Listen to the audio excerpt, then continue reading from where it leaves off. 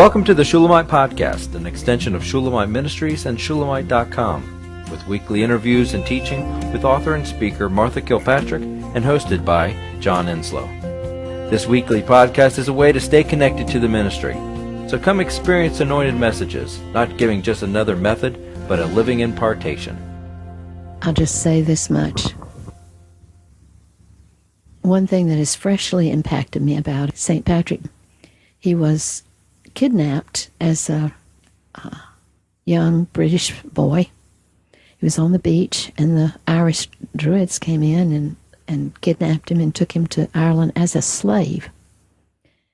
And he was given the role of taking care of sheep, half naked, half starving, under extremely cold conditions, all alone, isolated as a slave. And he prayed so much. He began to pray. He said he prayed 600 prayers a day. That's all he did was pray. He prayed all day long.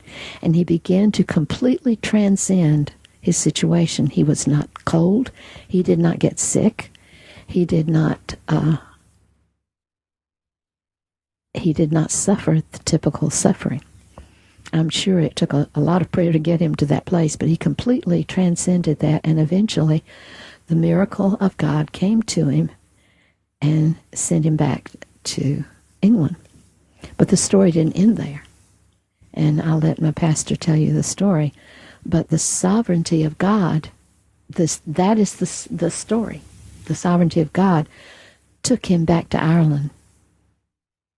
And my pastor's premise on both Joseph and St. Patrick is love your enemies.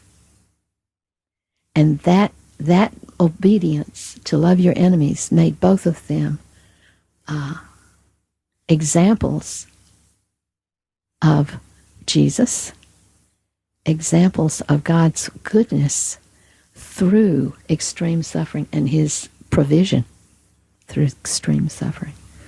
So, St. Patrick changed the world, and we are affected by his change, and we don't even know it.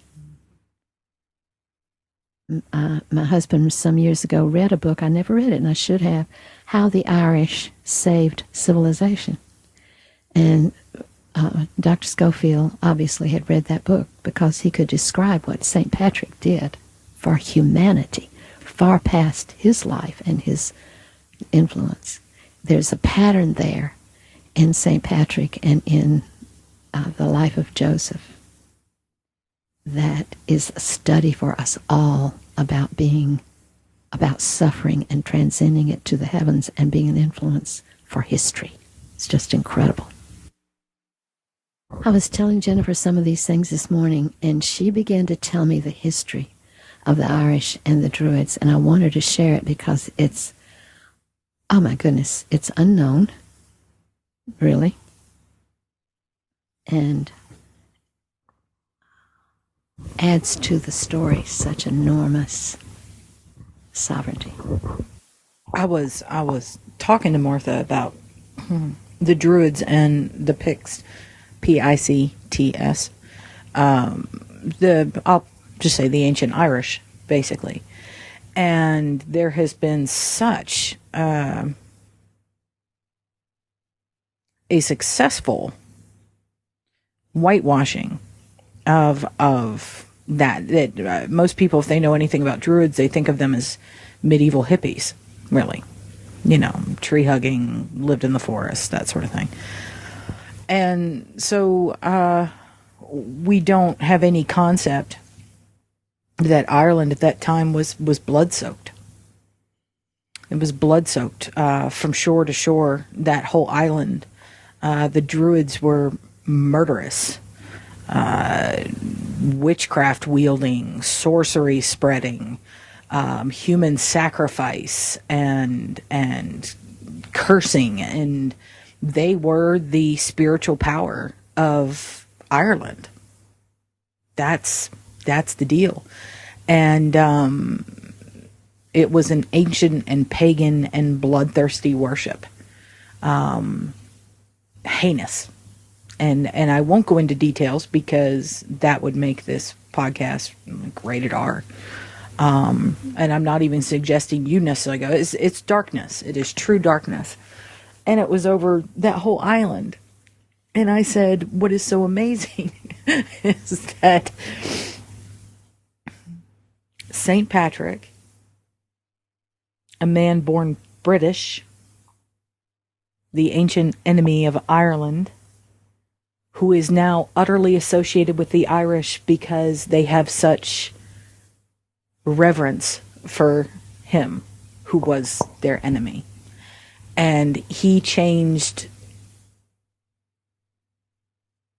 I told Martha, he changed almost the character of the Irish in terms of how we view them. We don't view them as blood-soaked monsters now. We don't, all of these traditions that we hold, the Celtic Cross, all these sorts of things. There is so much paganism back there, so much darkness. And now they are known as the country who loved God so much that they went to war with each other over which way was the best way to love him. That's what we now associate with the Irish, which is Catholics versus Protestants, not what was essentially a medieval satanic occult religion over the whole entire island. And that's just, that was one man versus an evil we can barely comprehend in its savagery. And that gives me such hope for where we are today. I told Martha, and I've been thinking about it because I think it was the Spirit that gave me the words. The evil is no less today. We have just sanitized it. We don't have filthy stone altars in a forest dripping with blood. Ours is in hospital rooms and covered by modern cleaning supplies. But we are no less at a place of great evil in the world. And yet it was no match for a sovereign God. It was no match for a sovereign God wielded in a completely and totally surrendered and loving vessel named St. Patrick. He's named Patrick then, I suppose, not Saint, but one man who, was enslaved by a very dark and bloodthirsty people. And he went back there. And he would have been their enemy if he just walked into a pub. Never mind that he was a former slave. He was British. Those people have been at war for as long as they've landed on those islands, For all we know, it came from two brothers in a canoe that split in half right in the channel, It's that crazy. Genetically, they might as well be the same people. So, but he went in, and as an enemy, and I'm sure as a Brit, he would not have been taught to love the Irish any deeper, especially after he came back. What the Lord must have done. What kind of love just completely obliterates that kind of generations deep enmity and goes out like a bomb? Just incredible. That was Reverend Schofield's point. One person changing the history of mankind. And he said every one of us could be that influence for Christ.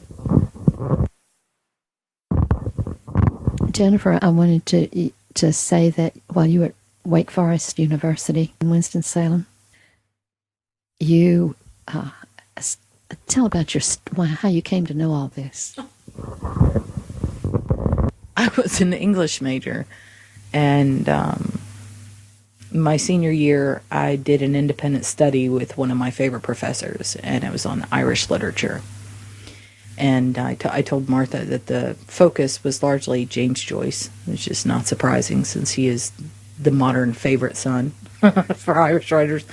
But this professor wanted me to have a better understanding of the history of Irish literature. So their mythology, their epic poetry, their